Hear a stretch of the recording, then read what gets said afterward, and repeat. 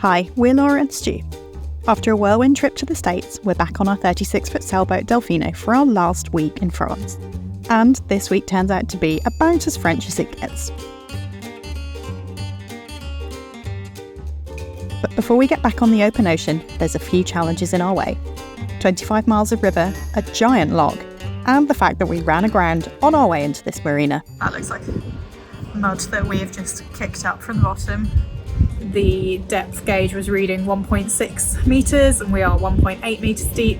It felt like we were ploughing our way through the mud a little bit. It's always going to happen eventually. Wanted to happen when it was me helming. I wanted Stu to be the one who went aground. I'm sorry, Delphi. Sorry, buddy. So we were a bit nervous leaving, but had resigned ourselves to the fact that we were probably going to plough through the mud again. I think this is deeper than it was last time. It is. I remember this thing being pretty deep. Though. Yeah, I remember this being much deeper than down there where it silts up. Yeah. So that's the depth gauge that we think said 4.4 when we were on the way in. It now says 4.2, so we shall see. Ooh. It's the shallow bit. Yeah. I'm expecting this to go down to like 1.7. Oh, we're going back up again. That's a surprise. I don't think we've made contact. Yeah. No, I mean, I haven't seen lower than 1.9 yet, and this is about where... We were like 1.7 here. We're 1.6 here last time, so it definitely is deeper. Unless we're just like perfectly in the groove. Yeah, maybe we just did our track. That was much less stressful than on the way in. And I don't think you're in a materially different place to where I was before. It is just deeper. Yeah. Hey! 3.6, we're rapidly going up to 4.1, excellent. Whew, right, we did it. No grounding this time. Sorry, Dad, no dramatic content for you this time. We're in the Villaine. We're in the Villaine. Look at that lovely depth. 5 metres here, there where that kayaker is, 2 metres. Changes pretty quickly. Once we were safely out of the marina, we carried on down the Villaine River, through the Cran swing bridge and eventually all the way back down to Arzal.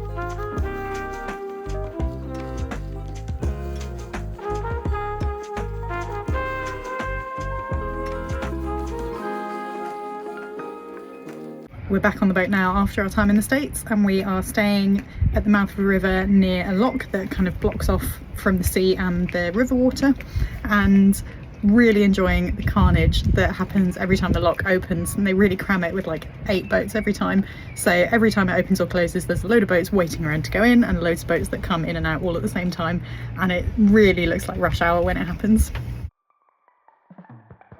As well as having excellent entertainment, Arzal is one of the best equipped marinas in the area, with a chandlery 100 metres from the visitors' pontoon. So we took advantage and tackled some of the jobs on our list. So one of our lifelines that run along the side of the boat and give us a bit of protection against falling off has broken. It's not like completely snapped, but some of the strands are just coming a bit undone. So while we're here, we're going to get one of the guys in the yard to make us up a new one that's exactly the same length as the old one and put it back in, which will make us feel a lot more confident for crossing Biscay. Try not to drop it in the sea, yeah?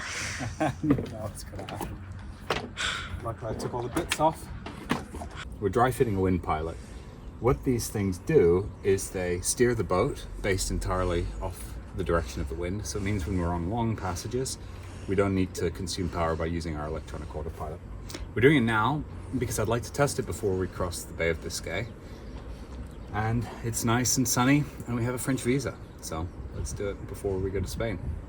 This wind pilot has been sat in our lazarette for over a year, maybe 18 months. We bought it shortly after buying the boat. It's used, looks like it's in great nick. Glad to finally install it. So we have installed the wind pilots and it seems to clear everything that it needs to clear, which is great, but the swim ladder definitely gets in the way, so we are having to find a new solution for a swim ladder, ideally without having to get one custom made out of stainless. We might do that eventually, but until we know that the wind pilot 100% works and actually steers the boat, not going to invest what could be thousands of pounds into getting a new swim ladder. So we have borrowed what looks like the only option that might work from the chandlery, and we are going to give it a test fit to see if it will actually work. Fingers crossed.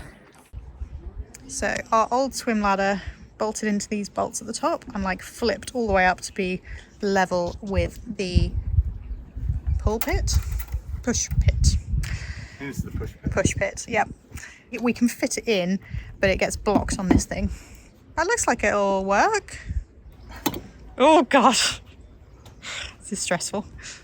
The chances of Stu, the wind pilot, a bolt or the stairs going in the water feel very high.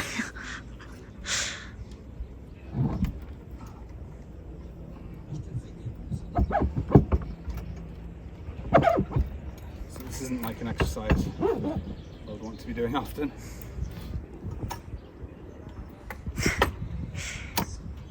Okay. Unforeseen problem. Happy with that, actually. Oh. I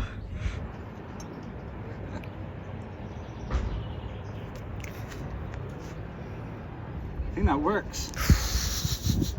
Millimeters of clearance. Final test is whether the ladder can open with the wind pilot in place. And I'm So gonna bet no. this bit is the problem. Yeah, I'm going to bet no. No. No. So we found a way that we can open it just about with the wind pilot installed. So as with all things on a boat, it's definitely a bit of a compromise, but I think it's going to be the best that we can get for the moment.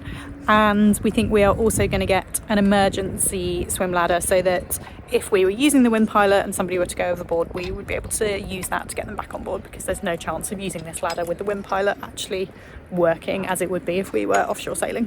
I think that's all of our wind pilot anxiety sorted, apart from whether it actually works, is it? So yeah. Cool. Yeah. One of the things that we needed to do while we're here is replace the lifeline on this side of the boat. We went through a bit of an ordeal with the guys over there at the workshop, trying to get some stainless steel ones made, and what they made didn't fit, which is a big shame, but that's the way it goes with boat work sometimes. So what I'm doing for now is building a janky lifeline out of some rope, which will hopefully get us across the Bay of Biscay, last us a couple of months until we can get a proper solution made.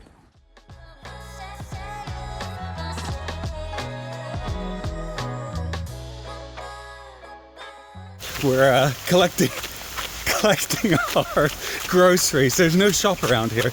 Oh my god, it's so soaked. We're collecting our groceries because there's no grocery shop anywhere near here. We need provisions for the next week or 2 weeks. And it is pissing with rain. It's been a real adventure to try to get... Laura's running. Oh man, this is the life of cruising. It just happens like this.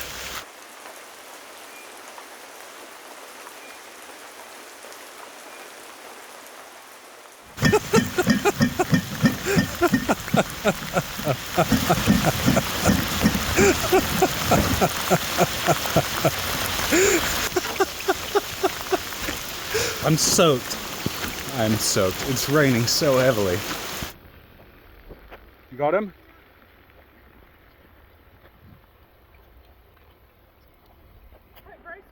Here, and all of this water is just like running into the cockpit.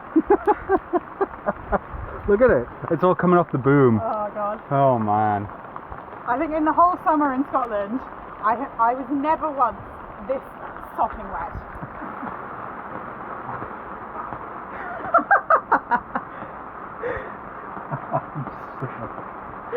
There's still like water like running down my face. I'm so wet. And after a few more days of waiting for weather, it was finally time to leave the Villaine through the giant Arzal lock.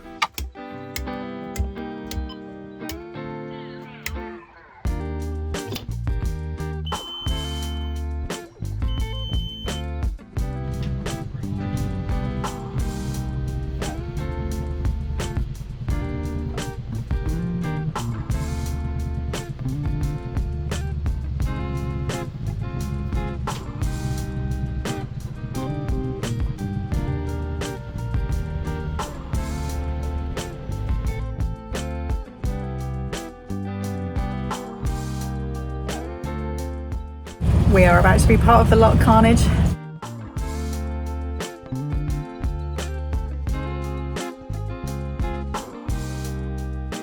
There are so many boats waiting to go through this lock. I mean, we've never raced Delfino, but it feels like this is the start line of a race. Did you say you're starting to get a bit more stressed? Yeah, this is quite stressful. I mean, there's a boat length in front of me, there's a boat, two boat lengths to my port bow. Yeah, you might need to turn to port again. Yeah, I'm going to have to do another loop, I think. Yeah.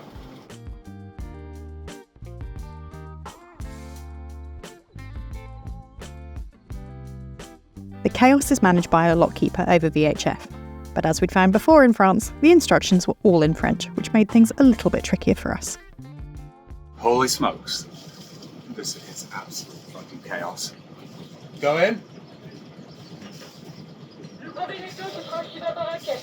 Thank you. Tell us to go in. Il y a le bateau Delfino qui ne parle pas du tout français, si vous pouvez guider un petit peu, ils sont sur la côte du Tambour et sont là. Nancy? Just like crawling in here as slowly as we can.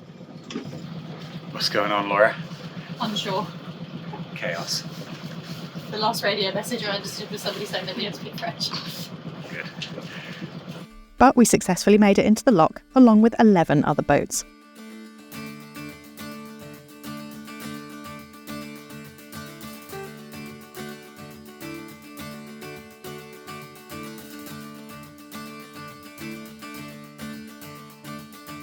The waters dropped, we all headed out and made our way back towards the Atlantic.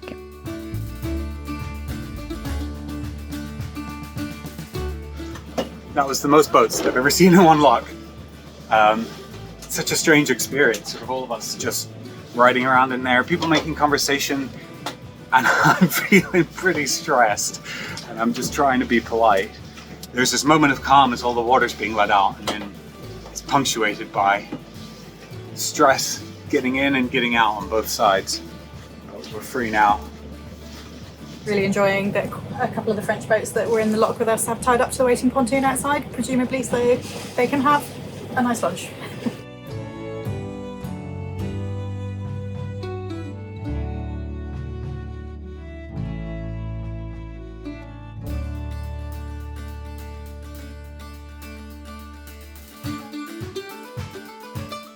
Oh man, I feel rusty.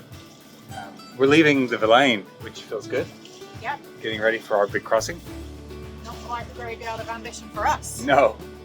Yeah, we heard two different groups of people say that it was the graveyard of ambition. We made it out to sea, and it was so good to get the sails up for the first time in weeks.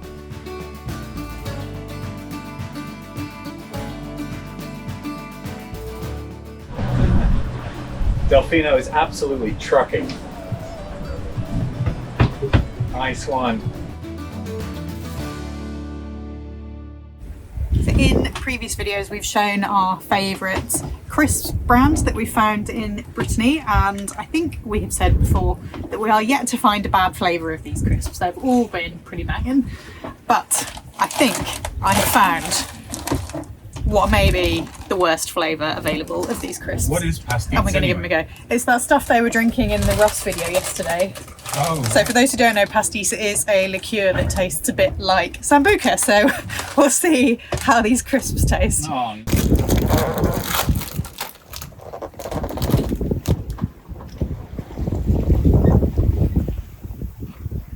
Yeah, it's good. Do you like licorice though? No, No. Huh. that is much better than... We're yet to find a bad flavour of these crisps. Who'd have thought that the pastis flavour are actually not that bad? Go on. Let me try one. Oh no. You went in with like 8. Oh, I don't like them. Well, it's very subtle, Yeah. but it's like a subtle flavor that I don't like. We sailed around the corner to the small seaside resort of Turballe in the Loire region, which meant that we'd left Brittany and needed to take our courtesy flag down. Time for the restaurant flag to come down. How did you tie this on? Oh my gosh. I say if you can't tie knots, tie lots. Exactly. I was stressing about it undoing itself, so I just tied a ton. Okay, it's off. but luckily there was still a creperie in town serving buckwheat galettes and cider, and I think it was the best creperie we've been to yet. I think I'm going to try the rabbit. Saucisse de la pomme femelle. It's a farm-raised rabbit. Farmer's rabbit Farmer's sausage. rabbit, yeah. I had quite a lot of rabbit in Malta, so I know what it's like, and I just feel like trying something different.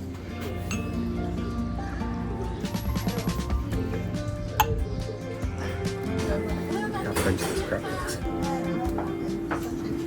And you've got ice cream. Yeah. What is your ice cream? I think it's like ice cream of Saracen. I don't know. It's quite savoury. Pretty good. Yeah. Good? Yeah, that's Saracen. Saracen, eh? It's not a whole bit of raclette. It's a whole bit of non-toast cheese.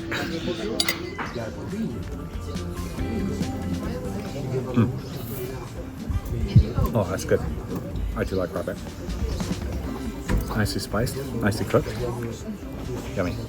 This dish is so French, it's like got rabbit meat, which I think you would rarely see in the UK and the US. It's also got a little side salad that's got a very strong vinaigrette, and the vegetables, which include these like big butter beans, are covered in mustard, which is just delicious. I mean, I don't know how they've got so much mustard on here, but it's not overpowering with mustard. It's really good.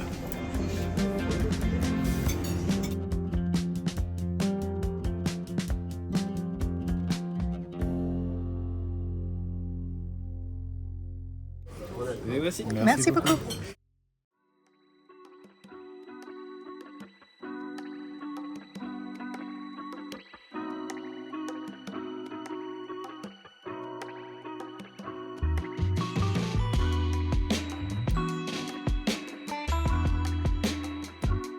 Originally, we were planning to start our Biscay crossing today, but our weather window has closed. So instead, we are going to go check out La Turballe.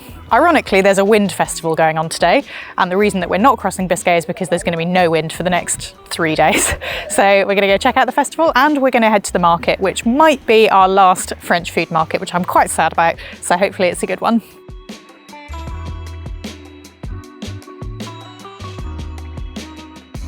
Step one, arriving in the market is eat some food. I think before we end up killing each other. Yeah, we're both hangry. Pretty much the same story every time we come to a food market. Good quiche. We got a quiche from the boulangerie. It's described as a quiche lardon, but it seems like it's might have some cheese in it as well, but it's bacon and eggs.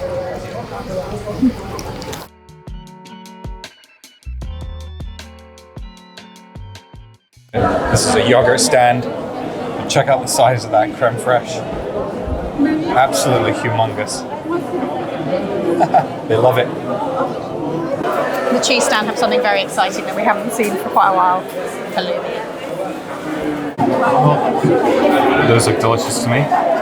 Fruit chèvre. Yeah, with the cranberries on them. I'm liking the look of this like pyramid of cheese too.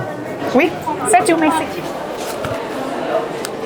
We've got goat's cheese with fruit, a Nantes sort of medium soft cheese, a hard cheese from Basque country called Macata, and halloumi. Nice. It's always surprisingly stressful buying stuff in these markets.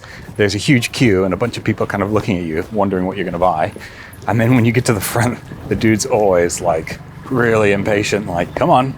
I don't know. Everybody in France has been lovely, but this market stall operators are definitely like busy. What do you think about the market experience here in France? So I have really enjoyed the market experience. It is lovely that every little town has one, and they tend to have a pretty good selection. Yeah. But I think I'm getting a bit bored of the markets. I think I'm ready to move on. Yeah, I think so too. I mean, they're very similar. I mean, one thing to say is it's sort of like people are actually doing a lot of their shopping here, right? So it's kind of what you would expect. After our quick trip around the market, we headed back to the beach and the Wind Festival. That is a lot of kites. It's a lot of kites. Do you think their strings ever get tangled? Do you think they just sit in a shed all year and they break them out for this one event, or do you think this is like something that moves around I don't know, I think they just crack them out for this event. I haven't been able to find any kind of timetable or any information about what this is online, but it happens every year. There's a lot of kites. And I'm actually really glad that we've been here for this. I don't think we'd experience this kind of thing if we were travelling faster. So yeah, it's a bit quirky, but it looks like there's going to be some live music later on. We're just going to have a wander.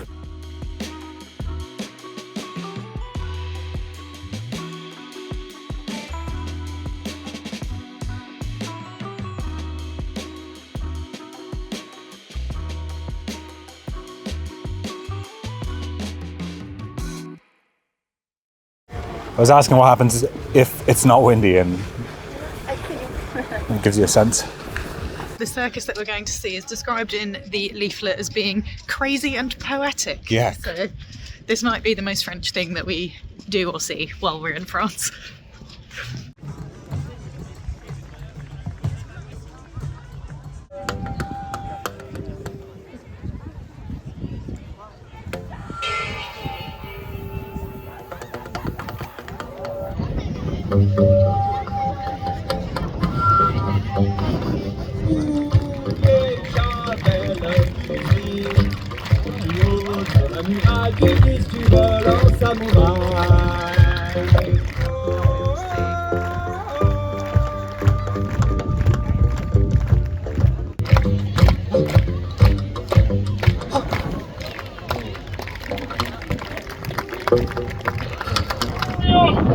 Elle flottait mieux qu'un cachalot.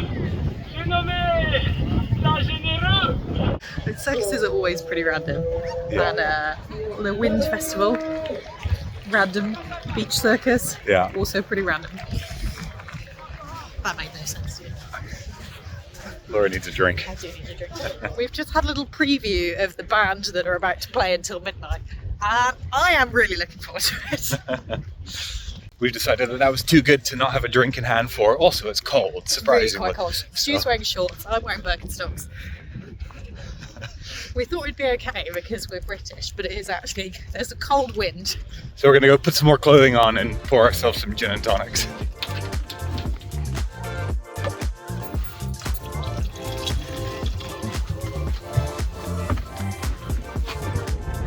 Gin and tonic in hand. She's a woman on a mission. Oh God.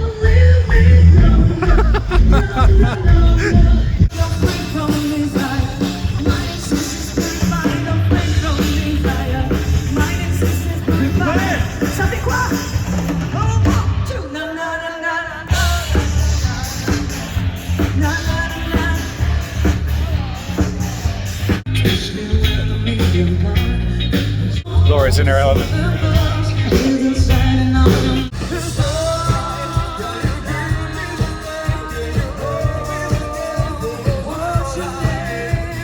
Défendre notre terre, toute une armée de cimériens prête à croiser le fer. Toute la tribu serrée unie autour de grands menhirs pour invoquer les dieux afin qu'ils puissent nous bénir. Après cette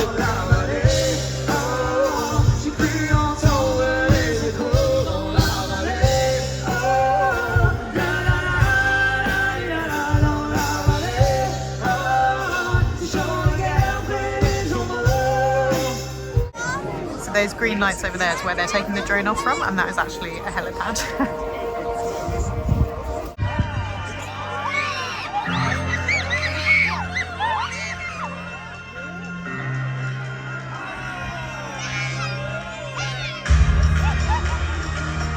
This is so Eurovision.